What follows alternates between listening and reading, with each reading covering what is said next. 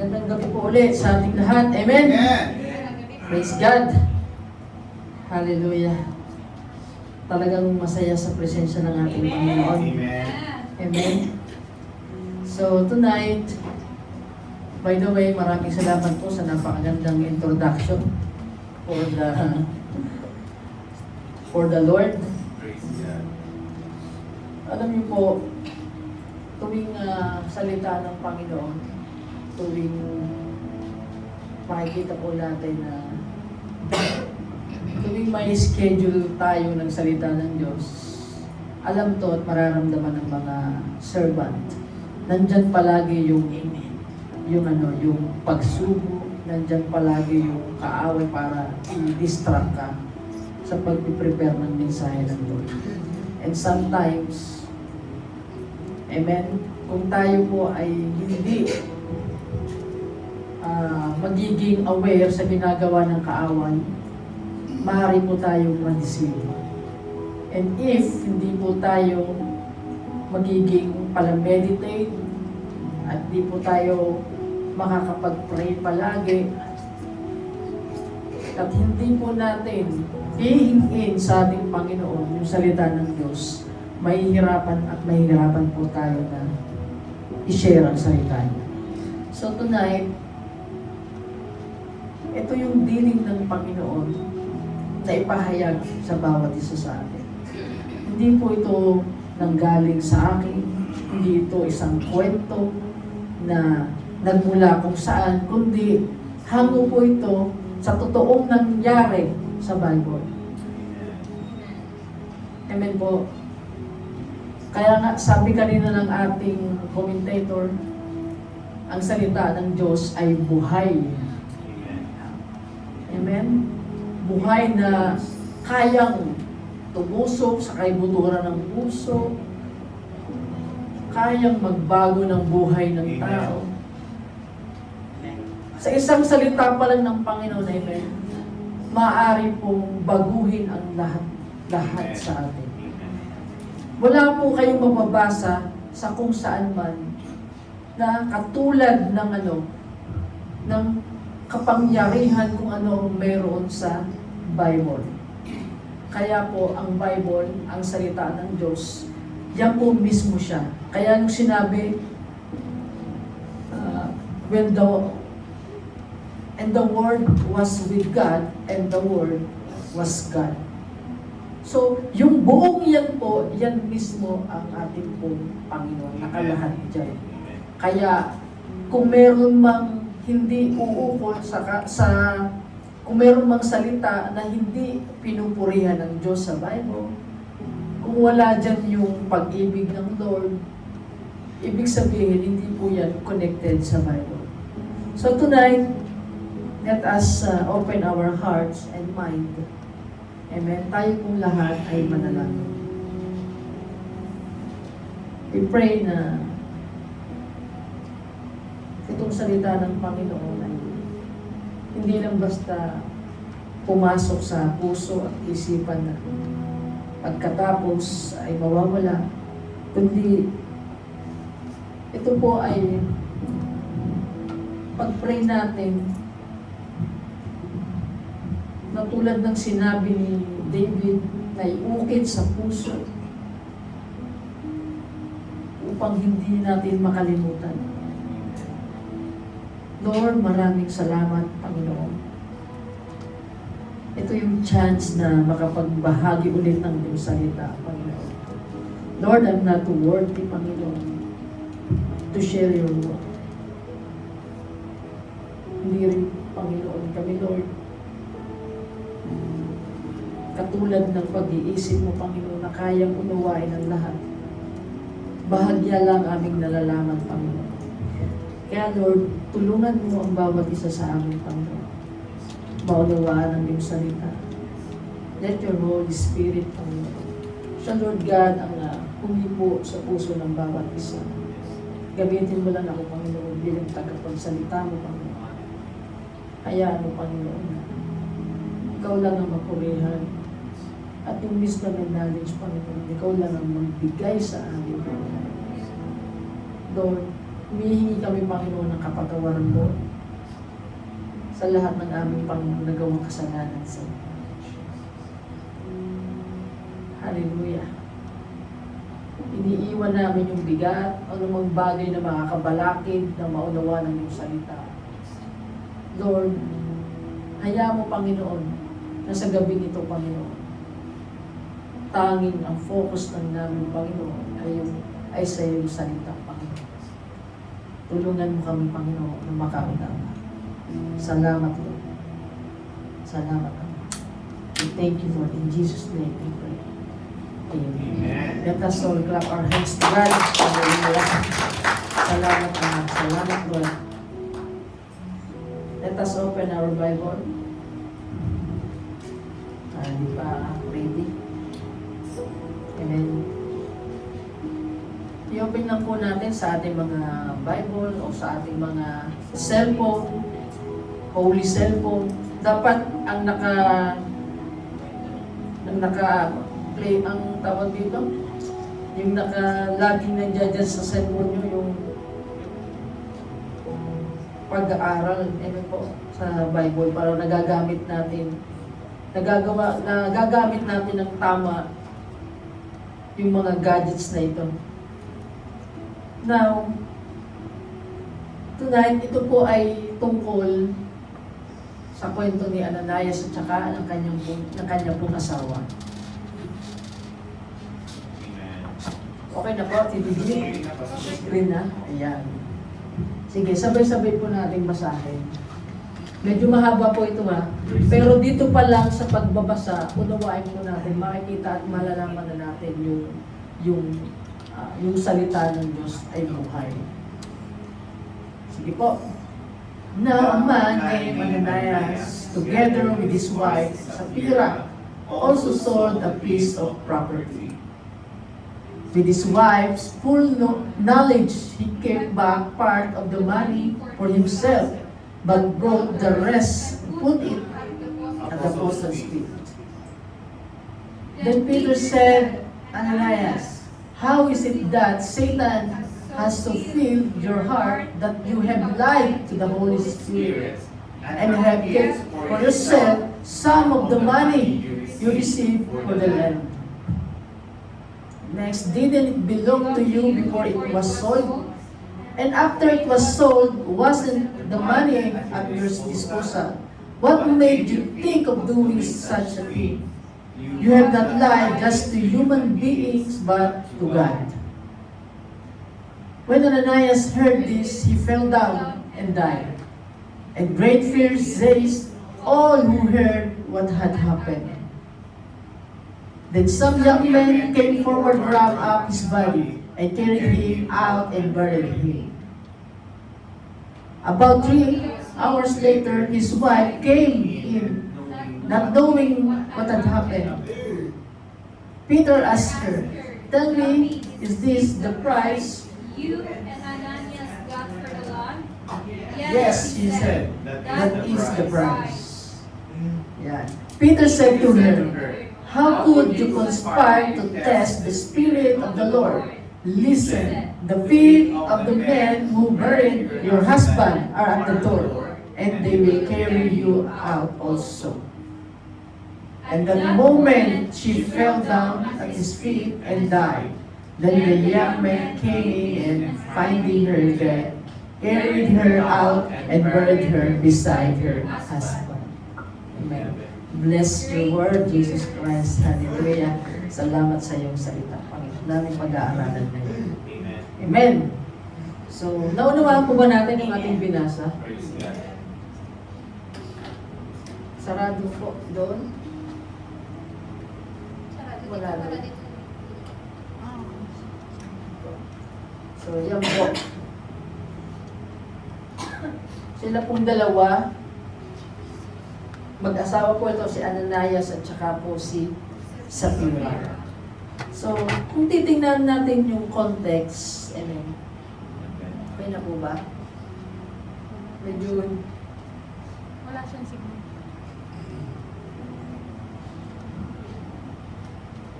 wala din po dito. Sige. Nagmumove na. Hindi, verse lang to eh. Yung sa kanila. Yan. Verse lang. Ano ba kanila? So, sige po. Okay na yan. Now, yung context po nito, basahin natin sa, pwede ko na yung magana, hindi na natin lagyan. Yan. Yan.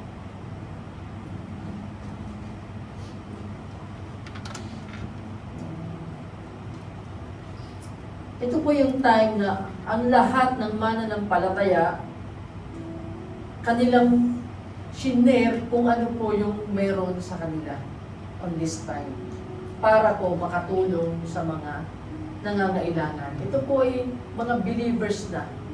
So like this congregation, marami sa atin ang iba't iba ang pangangailangan namin. Especially about sa mga bagay na yung pang-araw-araw natin. Sino dito yung hindi kinakailangan ng ano? Yung mga pang-araw-araw na bayarin natin sa renta, ng bahay, ano pa, kailangan may ipadala sa Pilipinas. Marami po, amen, na tulong. And this time, yung mga apostle, yung mga servant ng Panginoon, so, with the dealing by the Holy Spirit, sila po ay nag-sharing. Mababasa natin sa Acts chapter 4, verse 32 to 35. Tingnan niyo po. All the believers were one in heart and mind. No one claimed that any of their possession was their own, but they shared everything they had. Amen po. So, walang sino man ang nag-claim sa kanila na kung ano man meron sa kanila, ay sa kanila talaga nagmula o nanggaling. Amen po. And with great power, the apostle continued to testify to the resurrection of the Lord Jesus. And God's grace was so powerfully at work in them all, that there were no needy persons among them. For from time to time, those who owned land or houses sold them, brought the money from the sales, and put it at the apostles' feet, and it was distributed to anyone who had need. So lahat, amen talaga, inipon nila, nagbenta ng ari-arian, kung anong meron, para lang po maitulong doon sa mga nangangailangan. So, ito yung context nung time na ito. Now, dito pa lang po, makikita nyo na all the believers, hindi nila, amen po, ina-acknowledge na kung anong meron sila, ay talagang sa kanila po nagmula. So, kung tatanungin ng bawat isa sa atin, amen, yung mga bagay na meron po tayo, sa mga bagay na yan ba, in-acknowledge mo na ang Panginoon yung nagbigay sa atin? Amen. Halimbawa, yung ability natin. Amen po, di ba may iba-iba tayong katangian na binigay ng Lord? At kung ano man po yung mga katangian nito, madalas, ito po yung ginagamit natin sa ating mga resources. Amen? Sa ating, tingnan niyo po, even kung meron man tayong mga naipundar na kahit na anumang bagay, wag po nating isipin na yan po ay galing sa galing natin. Amen po? Lagi po natin i-acknowledge kung anong meron tayo, tayo lang po ay tagapag-manage, tagapag-ingat. Yan po ay nanggaling lahat sa Lord. And that is the believer's heart on this time. Amen? So, hallelujah. Kaya po, dito sa kwento na ito, yung mag-asawa, na even sila, nag-decide sila na magbigay din. Tama po? Di ba? Makita niyo po dito sa binasa natin, silang dalawa is pinagbili din nila ang kanilang mga property at dinala saan? Apostles' faith, it means dun sa sa mga apostles, sa mga lingkod ng Diyos. Ano po yung gagawin doon? Ang sinabi po doon is, the church will help sa mga nangangailangan. Sometimes, madalas, kapag hindi na unawaan, iniisip ng mga nag-aabot o kung sino man na nag-o-offer, mapupunta yan sa bulsa ng pastor. Mapupunta yan sa saan po? Sa kung saan man na nagagawin pang sarili. Amen. So, hindi po ko nag-e-exhort ng tithes dito anything.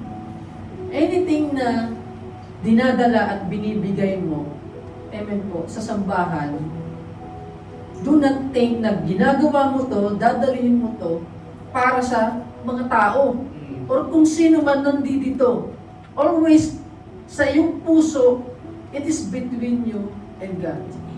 Pag nabitawan mo yung bagay na to for the Lord, amen po, pananagutan na kung sino man yung mga nakakuha. But in your heart, you already, by faith, na binawa mo para sa Panginoon, binigay mo for the Lord. After nun, wala na dapat tayong mga iniisip na kahit na anong paman, kung ano man ang mangyari doon. Ayun kaya ay dinala kaya talaga yun sa Saan kaya yung dadalhin? If you give anything na general, na talagang sa Panginoon mo inia-address by faith, I don't think na mag-iisip ka ng kahit na ano man sa bagay na dinala mo for the Lord. Tama po? Because everything is, makikita ng Panginoon is open. Hayag. Ano man ang ginagawa natin for the Lord, hayag po lahat ng yan sa Panginoon. Amen? Kaya po, hallelujah, kailangan po, kung tayo ay magtatrabaho para sa Panginoon, do your work as a way to serve Jesus and not just people. Amen? May kanya-kanyang function ang bawat isa. May kanya-kanya pong ministry at may kanya-kanya pong dealing sa Panginoon. Hallelujah. So, tingnan po natin sa Colossians chapter 3, verse 23 to 24. Bago natin i-elaborate.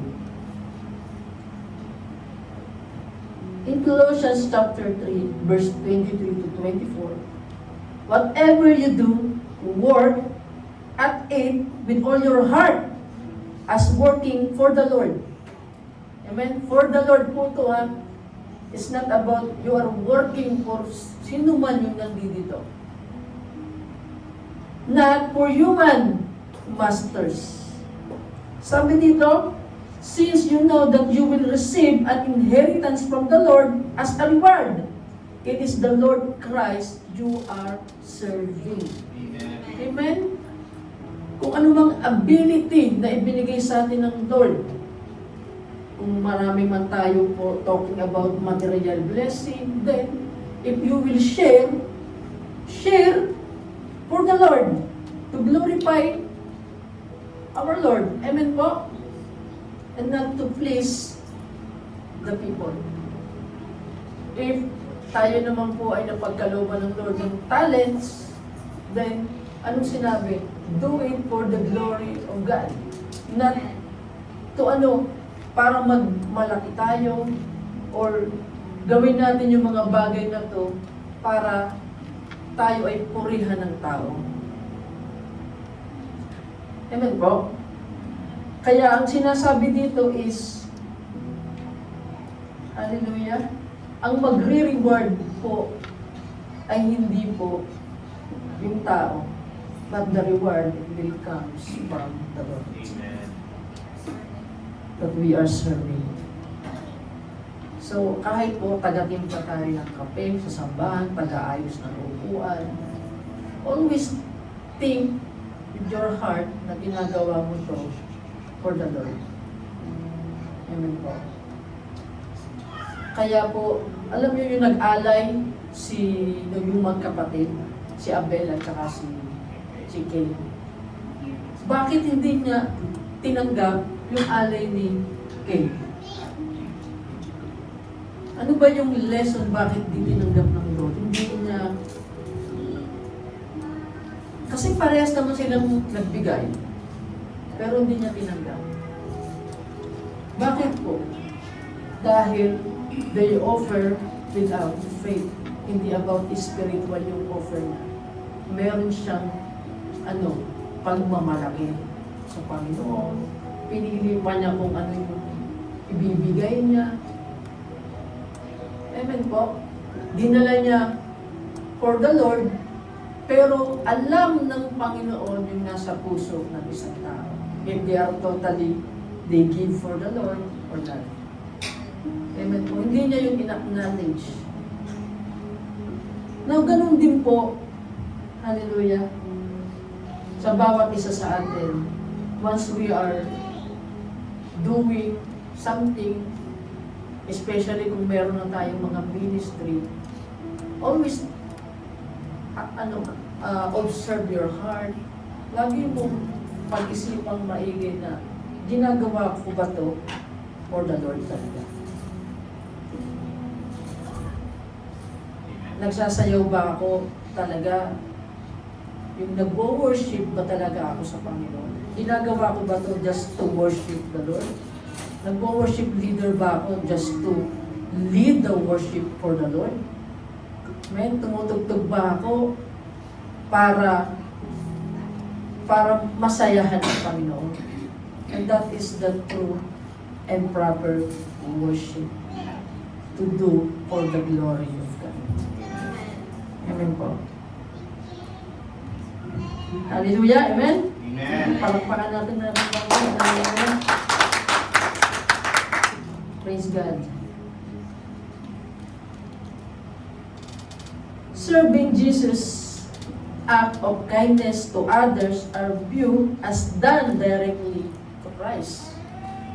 Yan, sinabi ko dyan. In Matthew 25, verse 40, the king will reply, "Truly I tell you, whatever you did for one of the least of these brothers and sisters of mine, you did for me." Amen. Hindi nila, nung nandoon on that time, hindi nila dinala yung kanilang mga pinagbilihan, amen po, hindi nila yung dinala para sa mga apostle na nag-aantay na nandoon. May nakita ba kayo na tinanong ba ng mga nagdala, Apostle Peter, saan mo dadalhin niya mga mga offer? Or meron bang specific na binanggit doon about saan ba gagamitin? Amen po. Wala silang mga tanong. But they acknowledge na ito ay galing sa Panginoon. If wala kami sa amin, dinala nila yung kanilang mga pinagbilihan dahil alam nila they intended for works of the church para makatulong doon sa mga nangangailangan. Amen? But hindi po ganun ang nangyari doon sa mag-asawa.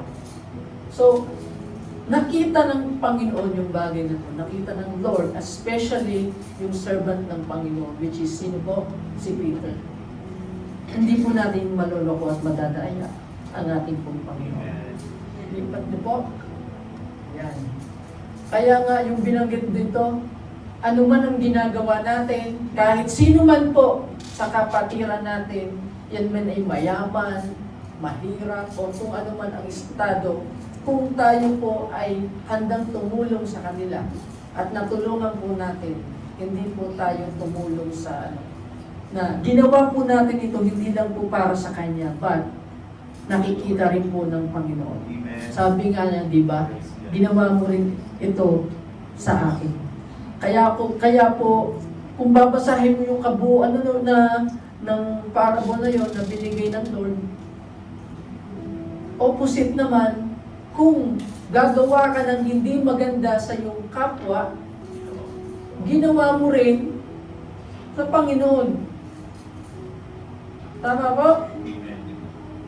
So whatever you do in your brothers and sisters, mabuti o masama, nakikita ng Lord at parang ginagawa mo sa Kanya.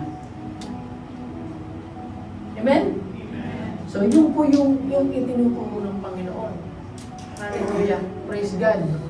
So God owns the earth. Humans are treated as guests tayo, foreigners or temporary tenants. So yan po yung totoo. Tayo po, lahat na nandito, wala po tayong pag-aari. Amen. Amen? So tayo lang daw ay taga-manage, stewards, na sinabi sa Leviticus chapter 25, verse 23. The land must never be sold on a permanent basis, for the land belongs to me. Yun po yung sabi ng Panginoon. You are only foreigners and tenant, farmers working for me. Hallelujah. Yan po yung sinabi sa Leviticus. So malinaw po na kung ano man ang meron tayo, huwag po natin ipagdamot sa ating pong kapwa at sa ating pong Panginoon. He can give and He can take away. Depende sa kung ano po yung gugustuhin ng Lord. Hallelujah. Praise God. Tingnan niyo po. Sige, Reggie. Ako na yung pindutan kaya. Yan. Praise God. Paki-flash po. Yan. Yan. Ano po nakalagay dyan? Basahin po natin lahat. Danger of hypocrisy. Chasing praise. Diyan muna tayo sa the dangers of hypocrisy. Ito yung mga aral na makukuha natin doon sa kwento kay Ananias at sa kanyang asawa. Amen po? Sa binasa natin kanina sa main verse. Chasing praise. They wanted people to think they were more generous and holy than they really were. So since nagdala yung mga tao ng kanilang mga pinagbilhan, so sila din nagdala. Amen po? Pero, ang mahirap, hindi po lahat ng knowledge is na-i-apply ng tama. Dahil sa kautakan o katalinuhan ng kanyang asawa, nagtabi siya. So, yung isang bagay na talagang sa puso't isipan mo, in-offer mo sa Lord, tapos, nung i-offer mo na, binawasan mo. Amen po? Yun yung time na nag-offer sila, binili nila, binenta nila, nung daladalang nila yung pera, binawasan ng asawa. O, pati siya, mag-asawa. Siyempre, hindi naman siguro papayag yung tawag dito. Hindi naman siguro madadami yung asawa niya kung hindi silang dalawa ang nag-decide. Nag-agree in each other. So, yan. Since nakikita, maraming tao nakakita na sila nagdala ng pera, but Lord, kitang-kita niya ang lahat. Wala pong nakatago sa Panginoon.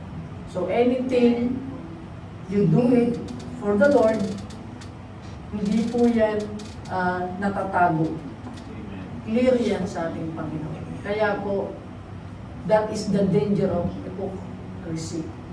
Hindi po, hallelujah, maaaring maloko natin ang ibang tao, maloko natin kahit na sino, pero hindi natin maloloko ang Panginoon.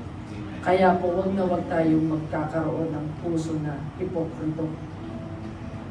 Pakitang tao. Amen? Amen. Praise God. Hallelujah. Hindi yun katabi mo, ha? Wala po yun dito. Praise God. Wala nagpapanggap dito, no? Dahil hindi po kayo makakapagpanggap sa Lord. Hallelujah. Praise God. So more generous and holy. But deep inside, nagtabi. Yan. So pretense over truth. Ano po, hindi sila hindi sila totally nagpakatotoo. Ano lang, nagpipretend lang. So giving is meant to come from a pure heart, not a desire to show off. Hindi ito basihan kung gaano kalaki ang nailalagay at naibibigay mo for the Lord. Ang binibase dito is yung katotohanan. Naalala niyo yung nagbigay na 3 coins lang? Mas kinalugdan ng Panginoon yun kaysa doon sa maraming inilagay. Because God, nakikita niya, yun lang yung kung anong meron siya na amount, pero binigay niya lahat sa Panginoon para sa Panginoon. Hindi katulad nung napakarami, pero nung binigay niya, barya lang pala yun. Hindi pala talaga binibigay nanggaling talaga sa puso na intention talagang magbigay, but only to show to people na siya ay nakakapagbigay. Amen po. Kaya po, as my advice, if you will offer something for the Lord, kahit gaano pa yan kalaki, if hindi mo yan binigay for the Lord, huwag nyo na lang pong bibigay. Huwag nyo na lang ilagay. Amen? Praise God. Mas mabuti pa na kung ano man ang meron kayo, but you give for the glory of God. Hallelujah. Dahil sa Panginoon, mas mahalaga ang pagpapakatotoo. Praise God. Yan yung nawala dun sa mag-asawa. Ano pa? Trying to trick God. They acted their life, they gave everything, but they gave some money back in secret. Amen po. So, hindi niya maluloko lalo ang banal na spirito. Kaya po, dealing kay Peter, alam niya, ano po ang nangyari sa binasa natin? Balikan natin. Praise God. Para mas lubos natin maunawaan. With his wife, full knowledge, he gave back part of the money for himself. The rest and put it at the apostles' feet. Ano sabi ni Peter? Ananias, how is it that Satan, so gawain pala ito ng Panginoon, you have lied to the Holy Spirit and have kept for yourself some of the money received for the land. Ano sinabi ni Peter in verse 4? You have not lied just to human beings, but to God. So, hindi tayo nagla-lie sa mga tao, but we lied sa Panginoon. Hallelujah. Kaya po, ang sinasabi ng Panginoon, yung danger ng pagiging hipokrito. Always keep your promise. Hallelujah. Magkaroon tayo ng word of honor. Sabi nga po dito sa Corinthians. Keep your promises, a word of honor. In verse 4, wala. Corinthians ba? No. Okay na yun yung kanina. Yan. When you make a vow to God, do not delay to fulfill it. He has no pleasure in fools. Fulfill your vow. Diba? It is better not to make a vow than to make one and not fulfill it. Tama mo ba? Yan. So kung tayo po ay magdi-decide sa puso't isipan natin, hallelujah, na dealing for the Lord, especially, general po ito, hindi po ito isang biro. Even ministry. If you are surrender your life to God, nagpa-anoint ka, you agree sa lahat ng binasa at sa mga prayers sa'yo, hindi po, pwera na lang kung pumunta ka just to show the people. Ano ba? Tayo ba ay nagkukumit because kailangan ng church? Kailangan ng bawat isa or anything? Or you commit because sa puso't isipan mo gusto mo maglingkod sa Panginoon. O gusto mo mag-serve sa Lord. Nag-decide ba tayo to become a disciples because we want to serve God? Or matawag lang na disciple? Amen? In all ministry, hallelujah, kung sa puso't isipan mo, lumapit ka sa Lord, nag-decide ka, at syempre, ano pong binanggit dito? When you make a promise to God, huwag niyo pong i-delay. Keep all the promises you make to Him. Mas mabuti pa daw na hindi ka, nangako, hindi ka nag-commit, hindi ka nagpa-appoint, hindi ka nagpa-anoint, hindi ka sumali for the glory of God. Kung hindi naman natin kayang, panindigan. O hindi natin kayang gawin. Amen? That is not my words. That is the word of God. It is between you and God. If you decide, hallelujah, to give all the offerings sa Panginoon, nag-decide ka na iabot sa Panginoon, it is between you and God. Hallelujah. Tapos, hindi natin kayang panindigan, especially, yan, yung mga pledging, anything po na you decide at you promise to God, lagi po natin isipin, keep your promise. Kahit anong mangyari. Hallelujah. Yan po ay irrevocable, yung calling ng isang tao. Praise God. Amen po? Amen po. Sabi ng Panginoon, sabi sa Bible in Hebrews chapter 4, verse 13, ano po nakalagay? Nothing in all creation is hidden from God's sight. Everything is uncovered and laid bare before the eyes of Him to whom we must give account. Wala daw nakatago sa lahat ng creation ng Panginoon. Sa atin, lalo. Lahat yan ay open. At lahat po tayo ay magsasubmit sa Lord balang araw. Para pong, sino dito nag-work ng cashier? Oh, yan, marami nag-work ng cashier. Amen? So, di ba meron, bago sila mag-start, syempre may dala silang petty cash.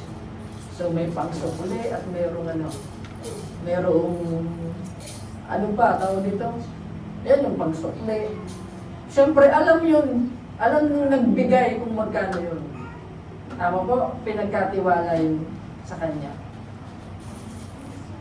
So, after ng pauwi na, di ba? Bibilangin yan. Dadalhin doon.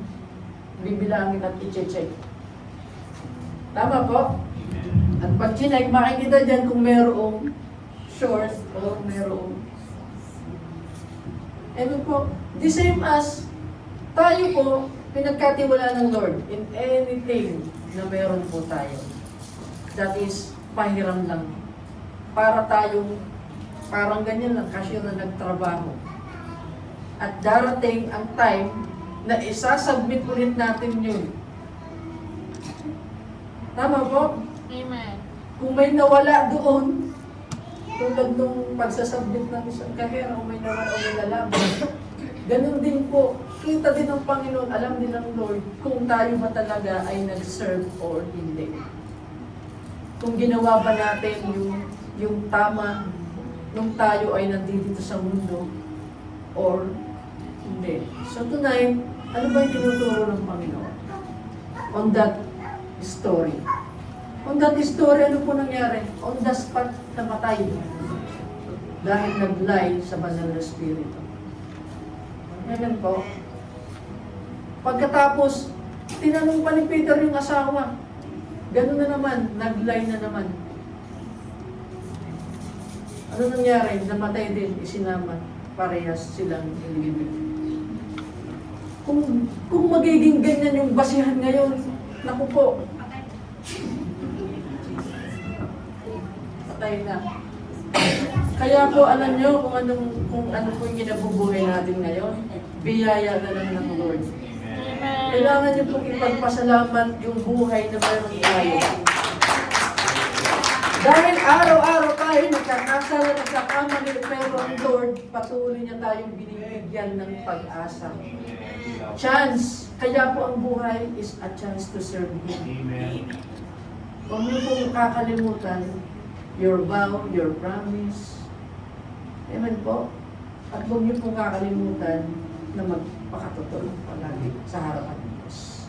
Purihin po ang ating Panginoon. Hallelujah. Ilan po yung na-share ko tonight. Praise God. Let us all stand. Hallelujah.